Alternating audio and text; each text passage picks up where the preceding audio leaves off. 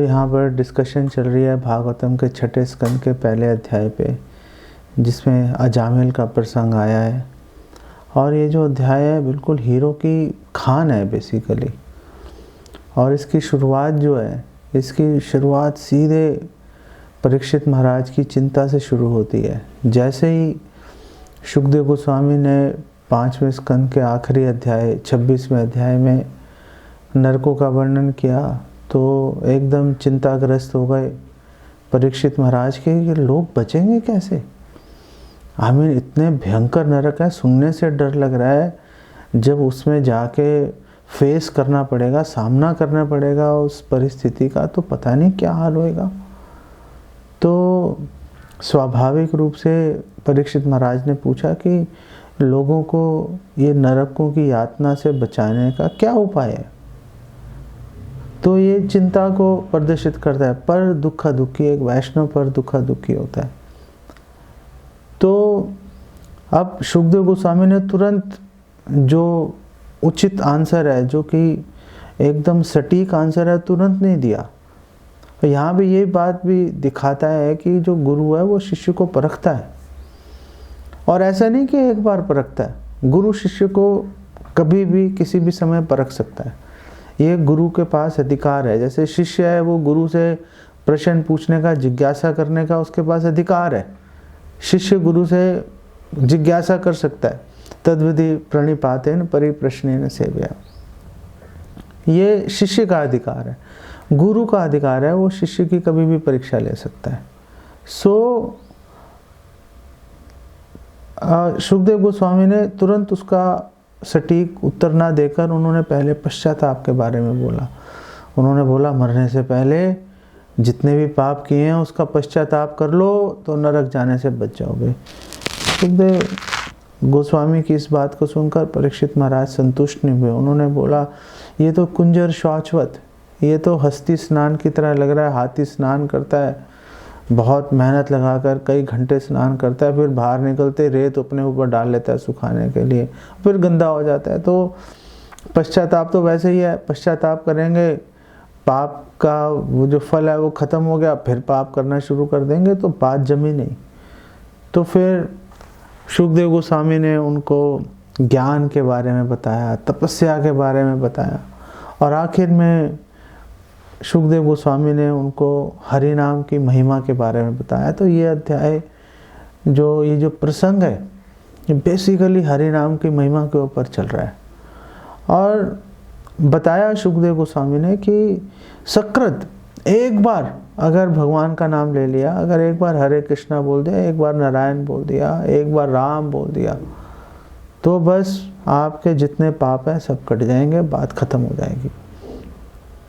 सनातन गोस्वामी इससे भी आगे बढ़ जाते हैं। सनातन गोस्वामी ने एक्सप्लेन किया, उन्होंने बोला कि देखिए ये जो हरे कृष्णा बोलेंगे तो चलो पाप कट जाएंगे, लेकिन जैसे हरिदास ठाकुर ने चैतन्य महाप्रभु को बताया था, चैतन्य महाप्रभु ने कहा कि मलेच्छों का, मुसलमानों का कल्याण कैसे होगा।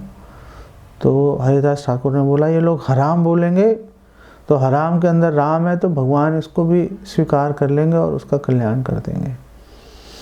और हमारे शास्त्रों में बताया गया है कि जब ये राक्षसों का कल्याण होता है, राक्षसों का कल्याण का मतलब ये नहीं कि भगवत धाम पहुंच जाते हैं, वो ब्रह्म ज्योति में चले जाएंगे या उनको ऐसी गति प्राप्त होगी, भगवान का भजन करने की सुविधा उनको प्रदान कर दी जाएगी।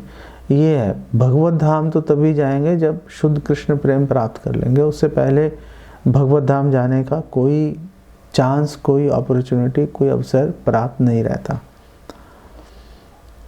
सनातन गोस्वामी और आगे बढ़ रहे हैं इससे। वो बोल रहे हैं कि अगर हराम शब्द में तो राम इकट्ठे आ रहा है, रा और माँ इकट्ठे आ रहा है लेकिन अगर किसी ने हलिम रिक्तम अगर किसी ने बोला तो भगवान हरि का ह और रिक्तम का री पकड़ लेंगे, हरि, और भगवान उसको एक्सेप्ट कर लेंगे कि इसने हरि नाम लिया है और उसका कल्याण कर देंगे। या उन्होंने उदाहरण दिया राज महिषी, और उन्होंने बोला भगवान राज का रा और महिषी का म पकड़ के राम बोला, अच्छा इसने राम बोला है, चलो भाई इसका कल्याण करो। तो बेसिकली भगवान कल्याण करने के लिए आतुर रहते हैं, ये इसके बारे में बताया।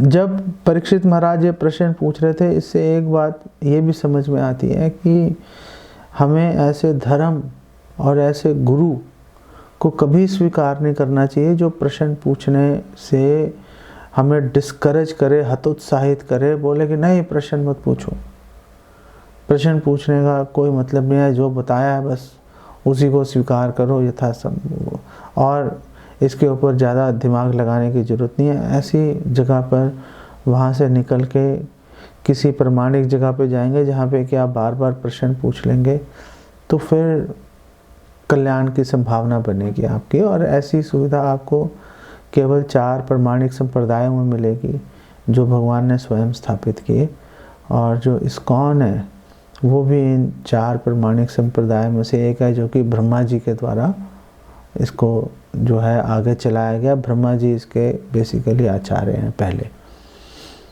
जब अजामिल की बात है, अब जब ये सिद्धांत प्रस्तुत कर दिया शुकदेव गोस्वामी ने कि एक बार भी बोला तो कल्याण हो जाएगा, अब इस बात को साबित करने के लिए, सिद्ध करने के लिए, प्रूव करने के लिए कोई एविडेंस, कोई प्रमाण देना पड़ेगा। तो उसका प्रमाण देने के लिए शुकदेव गोस्वामी ने अजामिल की कथा सुनानी शुरू की। और अजामिल की कथा उन्होंने शुरू से नहीं सुनाई, अजामिल की कथा उन्होंने आखिर से सुनाई, आखिर से सुनाई फिर आगे लेकर आए।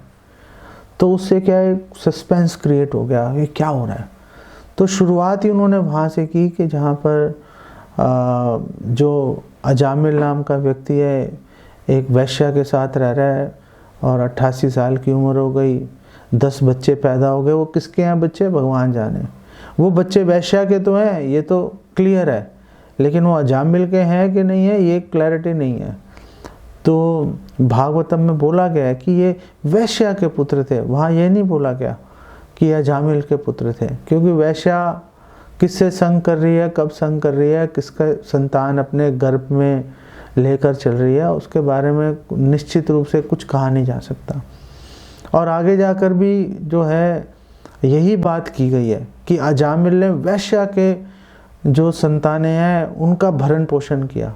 ये नहीं कहा गया कि अजामिल ने अपने बच्चों का भरण पोषण किया, नहीं, वो वैश्या की संतानें थी। अजामिल की थी या नहीं थी, अब कुछ क्लैरिटी नहीं आ रही उसके अंदर।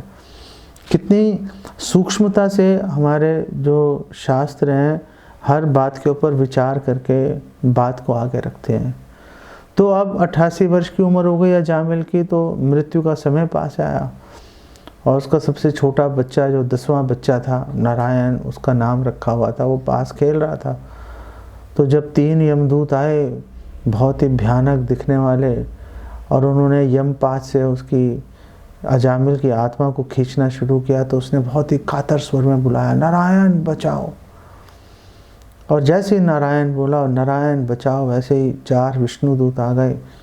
और उन विष्णुदूत जो हैं उन्होंने यमदूतों को बोला रुको, जैसे बादल गरजते हैं, ऐसी उनकी वाणी थी। ओजस्वी, शरीर से तेज निकल रहा था, पूरा अंधकार चारों तरफ खत्म हो गया, भौचक्के हो गए यमदूत। और विष्णुदूतों ने बोला इसको निकालना बंद करो, तुम इसे नहीं ले जा सकते, तुम्हारा इस पर कोई अधिकार नहीं है। तो अब यमदूत और विष्णुदूत आमने सामने आकर खड़े हो गए। अब यमदूत विष्णुदूतों को पहचानने के लिए प्रयास कर रहे हैं और विष्णुदूत यमदूतों को पहचानने की कोशिश कर रहे हैं। यमदूत ये सोच रहे हैं कि ये दिखने में भद्र लग रहे हैं, और बोला यमदूतों ने विष्णुदूतों को, आप दिखने में तो बहुत अच्छे लग रहे हो, मतलब इतने बढ़िया कपड़े डाले हैं, शरीर से तेज निकल रहा है, मुस्कुरा रहे हो आप मन मन, कोई आंखों में क्रोध की भावना नहीं है, और मतलब बोलने में भी मृदु भाषी हो, लेकिन आप काम गलत कर रहे हो। एक पापी को हम ले जा रहे हैं, आप बोल रहे हो रुक जाओ, ये तो अधर्म हो गया। तो आप दिखने में भद्र लग रहे हो, लेकिन काम जो है अधर्म के कर रहे हो, तो समझ नहीं आ रही क्या हो रहा है। विष्णुदूतों ने बोला हम भी तुम्हारे बारे में यही सोच रहे हैं, हमारा भी यही हाल है कि हम भी ये देख रहे हैं कि तुम लोग कह रहे हो कि हम लोग धर्मराज के दास हैं, लेकिन काम तुम अधर्म का कर रहे हो। तो ऐसा तो नहीं कहीं तुम इम्पोस्टर हो, कहीं तुम ढोंगी हो, मतलब ऐसे ही यमराज का नाम लेके अपना काम चला रहे हो। जैसे बहुत सारे आप देखोगे कि लोग इम्पोस्टर्स मिलते हैं ना, वो पुलिस की वर्दी डालेंगे और लोगों से उल्टा सीधा रिश्वत लोगों से कलेक्ट कर लेते हैं, लोगों को डरा धमका के। कई पकड़े भी जाते हैं, लेकिन कईयों की गाड़ी चलती भी रहती है। तो विष्णुदूतों ने बोला, कहीं तुम ये ढोंगी तो नहीं हो, ऐसे ही यमराज का नाम लेके हमें चमका रहे हो और वास्तव में तुम कोई चोर उचक्के हो, क्योंकि अधर्म का काम कर रहे हो तुम। तो यमदूतों ने बोला, अरे अधर्म का काम कैसे है, हम तो यमराज की आज्ञा का पालन कर रहे हैं। तो अब यहाँ पर बात आ गई कि विष्णुदूतों ने बोला, ओके फाइन, हम तुम्हें चेक कर लेते हैं। अब यहाँ पे इस अध्याय में ये भी बताया कि प्रामाणिकता कैसे चेक करनी चाहिए। तो अगर आप किसी व्यक्ति की प्रामाणिकता चेक करना चाहते हो कि हाँ भाई ये व्यक्ति ऑथेंटिक है, प्रामाणिक है कि नहीं है, तो उसको जिस विषय में वो बोल रहा है कि मैं एक्सपर्ट हूँ या मैं इस विषय से या इस संस्था से हूँ, उसके बाद उसको उस विषय में प्रश्न पूछो। जब वो उसके उत्तर देगा, अपने आप उसकी असलियत जो है सामने आ जाएगी, दूध का दूध पानी का पानी हो जाएगा। विष्णुदूतों ने यही किया। विष्णुदूतों ने बोला, अच्छा बताओ कि धर्म क्या है, धर्म क्या है। अगर तुम बहुत ही मतलब यमराज के शिष्य हो तो यमराज तो धर्म का ही पालन कर रहे हैं, उनकी तो कसौटी यही है लोगों को दंड या पुरस्कार देने की कि भाई कोई धर्म कर रहा है या अधर्म कर रहा है, कोई गलत काम कर रहा है, कोई पाप कर रहा है या पुण्य कर रहा है। तो चलो फिर तो तुम्हें पता ही होगा, क्योंकि तुम्हें भी तो उन्होंने ट्रेन किया होगा ना अपने हाथ से। तो बताओ कि धर्म क्या है, धर्म क्या है। तो फिर यमदूतों ने उन प्रश्नों के उत्तर दिए कि जो वेदों में निर्देश दिया गया है वो धर्म है, और जो वेदों में मना किया गया उसके उल्टा जो है, जो वेदों में बोला गया करने के लिए उसका उल्टा अधर्म है, जो कहा गया है करने के लिए वो धर्म है। और वेद क्यों मानने चाहिए, क्योंकि वो साक्षात नारायण है। तो उन्होंने भगवान नारायण को ग्लोरीफाई करना शुरू कर दिया यमदूतों ने। तो अब यमदूतों ने सिद्धांत की स्थापना कर दी। अब वो सिद्धांत तो उन्होंने प्रस्तुत कर दिया, अब वो सिद्धांत इस सिचुएशन में कैसे अप्लाई हो रहा है। ये थ्योरी है, अब थ्योरी कहीं पे अप्लाई होगी तो उसकी प्रामाणिकता निकल के आएगी ना। तो पहले यमदूतों ने थ्योरी सिद्धांत प्रस्तुत किया, और अब उन्होंने इस पर्टिकुलर स्थिति में कैसे एप्लीकेबल है, कैसे वो गलत काम नहीं कर रहे, कैसे विष्णुदूतों को कन्फ्यूजन हो गई है, विष्णुदूतों को यहाँ पे नहीं आना चाहिए था, हो सकता है उनको गलत एड्रेस मिल गया हो सकता है जीपीएस उनको गलत जगह पर ले गया हो। तो यमदूत जो है अपना पक्ष रख रहे हैं। अब उन्होंने सिद्धांत को प्रूव करने के लिए अब वो अजामिल का केस डिस्कस कर रहे हैं कि उन्होंने बोला, अयम, अब ये जो अजामिल है इसी का केस ले लो, जो हमने ये सिद्धांत प्रस्तुत किया है, अब इसी का केस ले लो। ये जो अजामिल है, अब अजामिल के बारे में सीधा उन्होंने उसके गलत कामों का बात करना नहीं शुरू किया, एक बैलेंस्ड अप्रोच लेकर आए। और यमदूतों ने बोला कि देखो पहले तो आपको अजामिल के गुणों के बारे में बताता हूँ मैं, आप इनके अजामिल के गुणों को सुनिए कि इसके अंदर क्या गुण थे। और यमदूतों ने बोला श्रुत संपन्न, कि ऐसा नहीं था कि ये अजामिल किसी की बात ही नहीं सुन रहा था। जैसे भरत महाराज हैं, उन्होंने सब कुछ छोड़ दिया, वन में चले गए भगवान की तपस्या करने के लिए, लेकिन आसपास कोई था नहीं जिसकी बात सुने, जो उनको समझा पाए कि देखो अब यहाँ से तुम डेविएट हो गए, यहाँ से अब तुम गलत हो गए, यहाँ से अब तुम्हें यहाँ से प्रॉब्लम है, अब अपने रास्ता को चेंज करो। तो अजामिल के साथ ऐसा नहीं था। अजामिल जो है साधुओं के, गुरुओं के संसर्ग में था और नियमित रूप से उनसे वैदिक शिक्षा ग्रहण कर रहा था, उनसे सुन रहा था, उनसे जिज्ञासा करता था, कोई डाउट्स उसके माइंड में नहीं थे, आराम से अपना चल रहा था वो। तो यमदूतों ने बोला कि शुद्ध संपन्न था और शीलवान था, चरित्रवान था। और ऐसा नहीं कि वो चरित्र केवल उसके मन में है कि हाँ जी अच्छा बोलना चाहिए, मातृवत परदारेशु, जो दूसरी स्त्रियां हैं उसको माता के समान देखना चाहिए, झूठ नहीं बोलना चाहिए, जो वरिष्ठ साधु हैं, वैष्णव हैं, उनकी सेवा करनी चाहिए। ऐसा नहीं कि मन में सोच रहा था, मन में तो सोच रहा था, वृत्त उसको कर भी रहा था, उसको अप्लाई भी कर रहा था, व्यवहारिक रूप से उसका पालन भी कर रहा था। आगे उन्होंने बोला, आगे उन्होंने बोला, यमदूतों ने उन्होंने बोला कि ये जो अजामिल है ये गुरु, अग्नि, अतिथि और बुजुर्गों का आदर करने वाला था, उनकी बात मानने वाला था, उनका सत्कार करने वाला था। और उन्होंने बोला कि इसके तो बहुत सारे गुण हैं, गुण आलया, सद्गुणों की खान था। ये जो अजामिल था सद्गुणों की खान था, धृत वृता, बड़े धैर्य के साथ में वैदिक नियमों का, विधि विधानों का पालन कर रहा था। ऐसे नहीं सोच रहा था अरे मैंने अभी ये केस का फल क्यों नहीं मिला, मिलेगा, समय आने पे मिलेगा।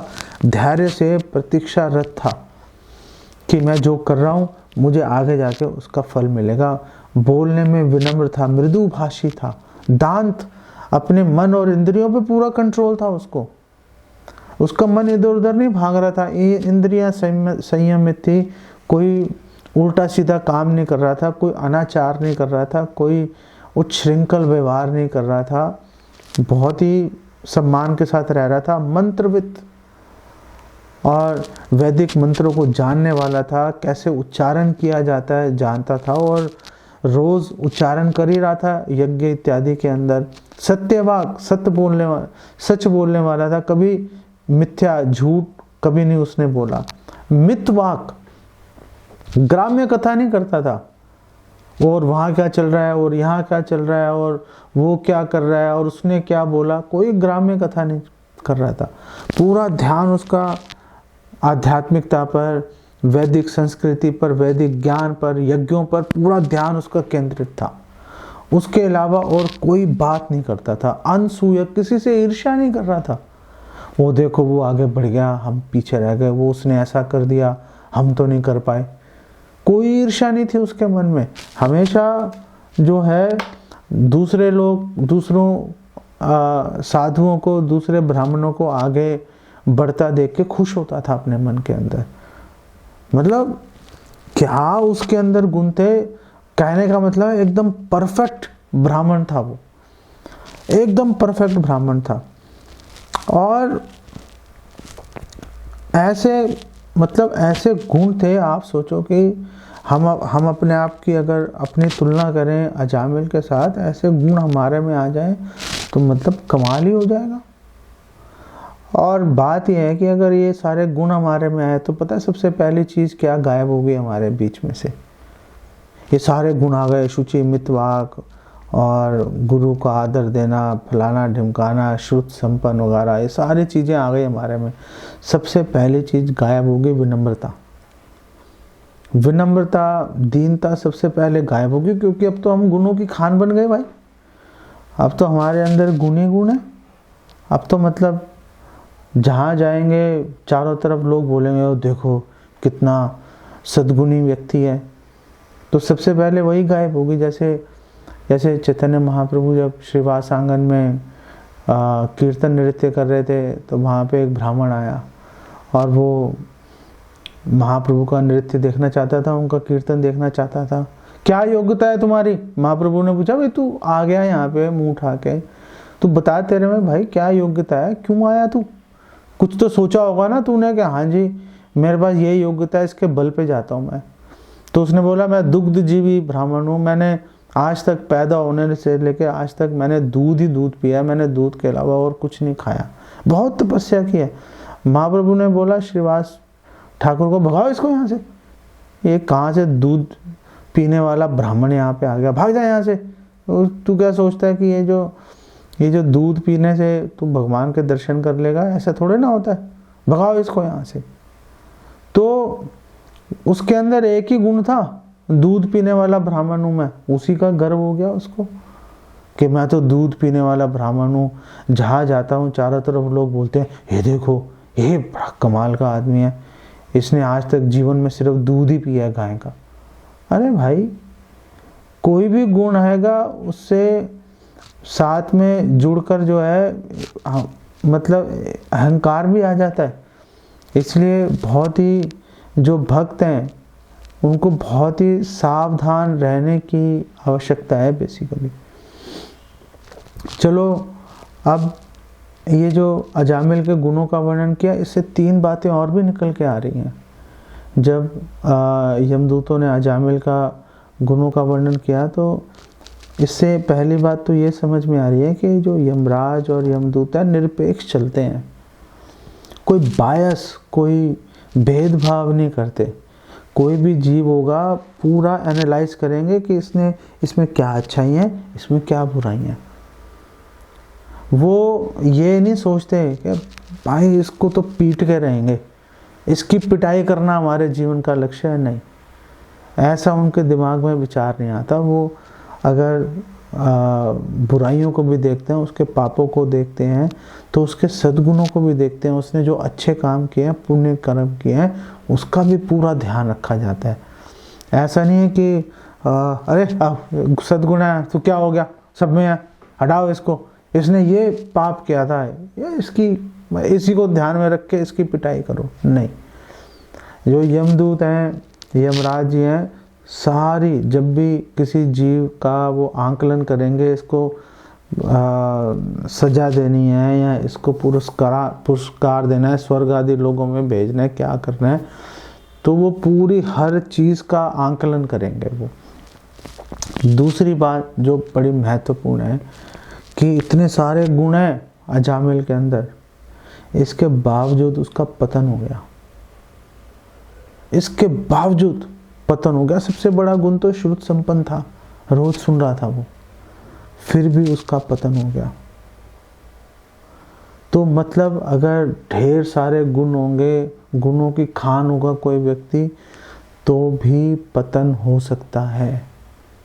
हमें हमेशा इस बात को याद रखना चाहिए, बार बार सुबह शाम इस बात को ध्यान रखना चाहिए और भगवान से प्रार्थना करते रहना चाहिए, हे भगवान आप प्लीज़ रक्षा करना, हे भगवान प्लीज़ रक्षा करना। इसीलिए तो भक्त बोल रहे हैं त्राहि माम पाहि माम। क्यों बोल रहे हैं?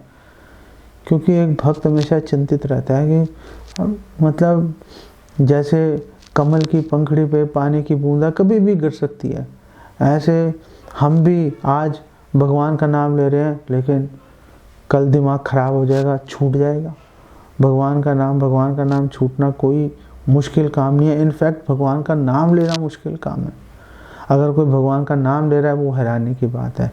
कोई भगवान का नाम नहीं ले रहा हो तो स्वाभाविक है, भौतिक जगत बनाई उसके लिए। तीसरी बात यह है कि इतने सद्गुणों वाले अजामिल का अगर ऐसा हाल हो गया तो फिर हम कहाँ खड़े हैं? हमारी क्या गिनती है, हमारी क्या बिसात है? इतने सद्गुणों के वाले अजामिल का पतन हो गया, हम तो है ही नहीं कहीं पे। वो सद्गुणों की खान था, हम अवगुणों की खान है।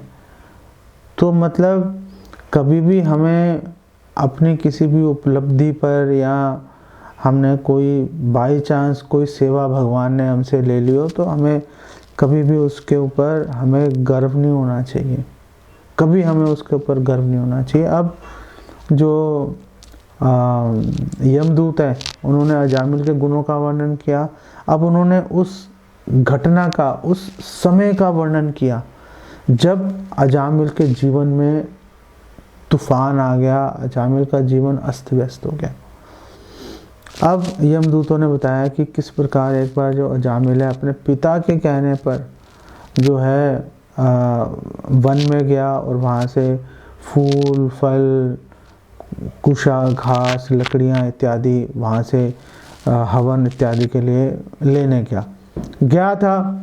अच्छा भला गया, सामान सारा इकट्ठा कर लिया, सब ठीक था, कोई परेशानी नहीं आई। अब वापसी आ रहा था, जब वापसी आ रहा था तो उसको एक शूद्र और एक वैश्या दिखाई दी। दोनों ने शराब पी रखी थी, दोनों की आंखें गोल गोल घूम रही थी। वो शूद्र ने अपने शरीर पर जो है हल्दी मली हुई थी और श्रील प्रभुपाद एक्सप्लेन कर रहे हैं हल्दी जो है काम उद्दीपक है। हल्दी काम उद्दीपक है। हल्दी किसी ने लगाई हो, उसको देखने वाला व्यक्ति है, उसके हृदय में काम वासना बढ़ जाती है। इसीलिए तो ये शादियों से पहले ये हल्दी लगाते हैं, काम उद्दीपन के लिए लगाते हैं कि काम वासना बढ़ेगी इससे। लोग बिल्कुल हर वो काम करेंगे जिससे भगवान को भूल जाए तो अब उनकी आंखें दोनों की गोल गोल घूम रही थी और उसने शूद्र शूद्रानी एक दूसरे को आलिंगन कर रहे थे और मतलब दुनिया भर के गलत काम कर रहे थे, ज़ोर ज़ोर से हंस रहे थे और एंजॉय कर रहे थे। जैसे वो नहीं थे कुबेर के पुत्र नल कुबर मणिग्रीव, वो भी तो ऐसे थे, वो तो नंगे भी थे, वो तो साथ में अलकनंदा में वहाँ जहाँ पे कि मतलब भगवान के संतोष के लिए भक्ति करनी चाहिए थी, भजन करना चाहिए था, शिव जी की सेवा अर्चना करनी चाहिए थी, वहाँ पर उस लेक में जो है नंगे खड़े होकर और अप्सराओं के साथ विहार कर रहे थे। चलो कर रहे थे, कोई बात नहीं, कर रहे थे, चलो भाई कर लिया उन्होंने। लेकिन जब साधु आया तो भी होश में नहीं आए, सुधरे नहीं, तो भी नंगे के नंगे खड़े रहे ऐसे बेशर्मों की तरह। तो फिर नारद जी को उन्हें श्राप देना पड़ा। तो एंजॉय कर रहे थे ये जो दोनों शूद्र और जो वैश्य है, दोनों एंजॉय कर रहे थे और बहुत ही उच्च श्रृंखल व्यवहार कर रहे थे, बहुत ही उच्च श्रृंखल व्यवहार कर रहे थे। जो वैश्य है उसके जो कपड़े हैं वो सारे अस्त व्यस्त थे और जामिल ने एक सेकंड के लिए उनको देखा, ऐसे देखा और अपनी आंखें दूसरी तरफ कर ली। यहाँ पे श्रील प्रभुपाद बोल रहे हैं कि देखो आप लोग कितने जो है मतलब खतरे के अंदर हो। अब वो इतने हजारों लाखों साल पहले ये जो अजामिल ने यह घटना देख ली, वो तो कोई एक लौती कोई घटना थी, बाय चांस हो गई, सामने दिख गया, अजामिल ने देख लिया।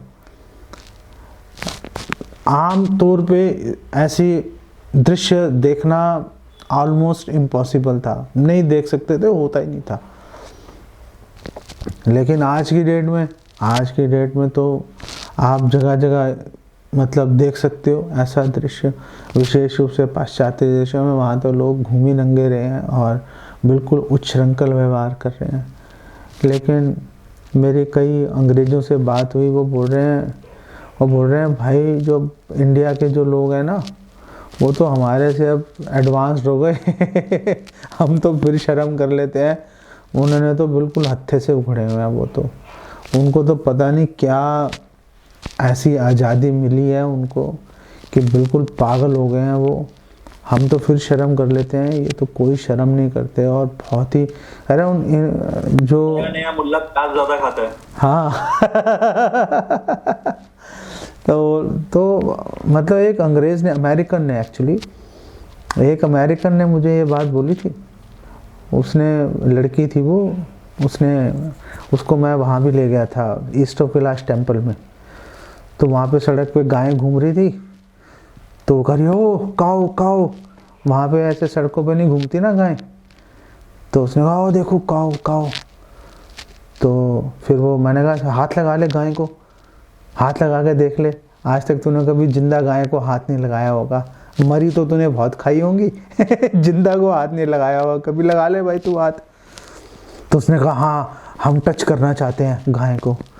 वो गाय को टच करने गई तो वो नीचे गोबर पड़ा हुआ था, गोबर की तरफ ध्यान नहीं दिया, सारे उसके सैंडल्स गोबर से लथपथ हो गए, वो एक अलग कहानी है तो उसने गाय को हाथ लगाया। तो उसने मुझे बताया, हम लोग लेडी श्री राम कॉलेज के सामने खड़े हुए थे, वहाँ पे लड़कियाँ बड़ी अजीब सा व्यवहार कर रही थी। तो हमने गाय को देख के गाड़ी रोकी, तो उसने सारी ये बात बताई मेरे को। तो ये बात समझ लो सन 2008-9 के आसपास की है। ऐसे मुझे याद है जैसे अभी कल की घटना हो। तो उसने मुझे कहा था, उसने कहा ये जो लड़कियां ऐसा उच्छृंखल व्यवहार कर रही है, हमें शर्म आ रही है इनको देख के, इनको शर्म नहीं आ रही। तो प्रभुपाद बोल रहे हैं आप देख लो कितने खतरे की बात है। वो तो 2008-9 की बात मैं आपको बता रहा हूँ, अब तो 2023 आ गया। बहुत तेज़ी से ये लोग जो हैं ये उच्छृंखल व्यवहार में, व्यभिचार के अंदर बहुत तेज़ी से प्रगति कर रहे हैं ये लोग। बड़ा बुरा हाल है। आजकल तो शराब भी ऑनलाइन बिकनी शुरू हो गई, पहले नहीं बिकती थी। तो प्रभुपाद बोल रहे हैं कि वो उसने एक दृश्य देखा, उसका ये हाल हो गया अजामिल का। हम तो हर क्षण देख रहे हैं फिर मोबाइल्स आ गए, लैपटॉप्स आ गए, टीवी आ गया, उसके अंदर कोई रोक नहीं है, कोई टोक नहीं है। टीवी तक फिर भी एक शर्म रहती थी कि भाई ड्राइंग रूम में लगा हुआ है टीवी, तो सब लोग देख रहे हैं। और जब लोग टीवी से मोबाइल में शिफ्ट हुए तो अब तो वो भी ख़त्म हो गया, सबका निजी मोबाइल है, आप उसमें हेडफोन्स ईयरफोन्स लगाओ, कौन क्या देख रहा है किसी को कोई लेना देना नहीं है। आप बच्चे का फ़ोन छू नहीं सकते, आप वो लड़ाई शुरू कर देगा। मैंने एक न्यूज़ पढ़ी थी कि एक माँ ने अपने बच्चे का फ़ोन छीना, वो फांसी लगा के लटक गया, मर गया। तो माँ बाप को भी डर लगता है कि भाई ये को उल्टी सीधी हरकत ना करे, तो रख भाई फ़ोन, हमें नहीं चाहिए तेरा फ़ोन, तू जो करना है करता रहे, और अपना पढ़ाई लिखाई ठीक से करते रहो। माँ बाप को आजकल इसी बात से बेसिकली सरोकार है। तो अजामिल ने एक क्षण के लिए देखा, और फिर अपना घर आ गया। अब जब घर आ गया उसने उस दृश्य को भूलने का प्रयास किया। ये मैंने क्या देख लिया, ये तो अनहोनी सी बात देख ली। उसने पूरा दम लगा दिया उस दृश्य को भूलने का, और याद करने में दम लगा दिया वेदों की शिक्षाओं को। दो काम इकट्ठे कर रहा था, उस दृश्य को भूलने का प्रयास कर रहा था और वेदों की शिक्षाओं को याद करने का प्रयास कर रहा था। भागवतों में बिल्कुल एग्जैक्ट ये बात लिखी हुई है, बिल्कुल एग्जैक्ट ये बात लिखी हुई है। उसने अपनी मन को और इंद्रियों को बहुत कंट्रोल करने की कोशिश की। दांत पहले से ही कंट्रोल में थी, लेकिन अब अचानक हवा हो गया सारा कंट्रोल यूं उड़न छू हो गया उसका। तो उसने वापस अपने मन और इंद्रियों पे कंट्रोल करने की कोशिश की, लेकिन काम वासना ने उसका हृदय छेद दिया था। काम वासना ने उसका हृदय विदीर्ण कर दिया था। वो अपने मन को कंट्रोल करने में सफल नहीं हो पाया। वो जैसे दिति है, अब दिति बहुत ही शालीन है, कश्यप मुनि की जो है वाइफ है, सारे वेदों को, वैदिक संस्कृति को जानती हैं, तपस्या कर रही हैं, लेकिन जब मन में काम वासना आई तो रोक नहीं पाई अपने आप को, और अनुचित समय पर उसने ये प्रस्ताव रखा, ये प्रार्थना की कश्यप मुनि को, प्लीज़ आप मेरी जो ये वेग है काम वासना का, इसको आप शांत कीजिए। कश्यप मुनि ने चिताया भी उनको कि भाई ये टाइम ठीक नहीं है, बहुत बड़ी प्रॉब्लम हो जाएगी, कुछ दिमाग काम नहीं करता। बिल्कुल भगवत गीता में एग्जैक्ट ये बात लिखी है, यत तो ही अपि कौन्तेय पुरुषस्य विपश्चिता। पुरुष ऐसा कौन सा पुरुष, यत तो ही अपि, जो यत्न कर रहा है, और विपश्चिता, जो समझदार है, इंटेलिजेंट है, नॉलेजेबल है, जिसको शास्त्रों का ज्ञान है, अनुभव है जिसको, और उसने अपने माइंड को कंट्रोल करने का प्रयास भी किया है। लेकिन भगवान कृष्ण कह रहे हैं भगवत गीता 2:60 में बिल्कुल शुरू के अंदर, और कह रहे हैं इंद्रियाणि प्रमाथिनी। लेकिन ये इंद्रियां मन समेत, ये जो इंद्रियां इतनी बलशाली हैं, इतनी जिद्दी हैं, हरंती प्रसभम मना, हर लेती हैं प्रसभम, जोर जबरदस्ती करके। यहां से हम जोर लगा रहे हैं, यत तो ही अपि, यहां से हम भी जोर लगा रहे हैं, और नॉलेज भी है, हमने बुद्धि को भी झोंक दिया उसके अंदर। लेकिन उधर से इंद्रियां भी पूरा जोर लगा रही हैं, और इंद्रियां जो है बलपूर्वक प्रसभम, पूरा इंद्रियों ने भी जोर लगाया, हरंती, हर लेती हैं मन को हर लेती हैं। समझदार आदमी भी होगा, वो भी बेबस हो जाता है, विवश हो जाता है, उसका भी जो है उसके ऊपर कोई जोर नहीं चल पाता। जैसे विश्वामित्र मुनि है, तपस्या कर रहे हैं, हजारों साल तपस्या चले जा रही है, और मेनका की पायल की झनकार सुनी, सब खत्म। चलो विश्वामित्र मुनि ने तो फिर मेनका की इतनी सुंदर अप्सरा की पायल की झनकार सुनी थी। सोबारी मुनि ने तो क्या तो पानी के अंदर मछलियों को संभोग करते देखा, दिमाग खराब हो गया और बाहर निकल के, पानी से बाहर निकल के आए, शादी करना चला गया। और चलो वो तो उन्होंने गरुड़ जी का अपमान किया था, गरुड़ जी को बोला था यहाँ मत आना दोबारा कभी। और क्योंकि उन्होंने इतने महान वैष्णव, महान भक्त गरुड़ जी का अपमान किया, तो कितनी विकट उन्होंने वहाँ पे परिस्थिति खड़ी कर दी कि वहाँ पे कालिया नाग ही आके रहना शुरू हो गया, क्योंकि कालिया नाग को पता था कि गरुड़ यहाँ पे नहीं आ सकता। तो कालिया नाग ने वहाँ पे आकर डेरा जमा लिया और ब्रजवासियों को कितनी प्रॉब्लम का सामना करना पड़ा। तो ये भी हमें समझना चाहिए कि कभी भी कुछ भी हो रहा हो, जो वरिष्ठ वैष्णव सीनियर डिवोटीज हैं उनको कभी उनका अपमान नहीं करना चाहिए, कभी उनको शिक्षा नहीं देनी चाहिए। भाई कोई अपने आप देखेगा, कोई तो देख रहा होगा, आपने देख लिया, कोई और भी देख रहा होगा आपके ऊपर। आप अपने हाथ में वो जो है यम का दंड आप मत उठाओ कि हम सुधारेंगे, वो कोई और सुधारेगा, गुरु देखेंगे अपने आप अपने काम से काम रखो। सुबारी मुनि ने जबरदस्ती जो है गरुड़ जी को उन्होंने श्राप दिया कि यहाँ पे दोबारा आए खत्म कर देंगे। हालांकि गरुड़ जी का बाल भी बांका नहीं कर सकते, वो कोई भी श्राप उनका काम नहीं करेगा। लेकिन गरुड़ जी ने बोला कोई बात नहीं भाई, ये यहाँ नहीं आऊँगा, कहीं और चले जाऊँगा। लेकिन उससे कालिया नाग को मौका मिल गया वहाँ पे रहने का, तो प्रॉब्लम खड़ी हो गई। ऐसे वरिष्ठ वैष्णव पे हम लोग कभी भी कोई उल्टी सीधी बात करेंगे, उसका अपमान करेंगे, इंसल्ट करेंगे, तो प्रॉब्लम खड़ी होकर ही रहेगी। ऐसा संभव नहीं है कि प्रॉब्लम खड़ी नहीं हो। 101% वो गारंटी है।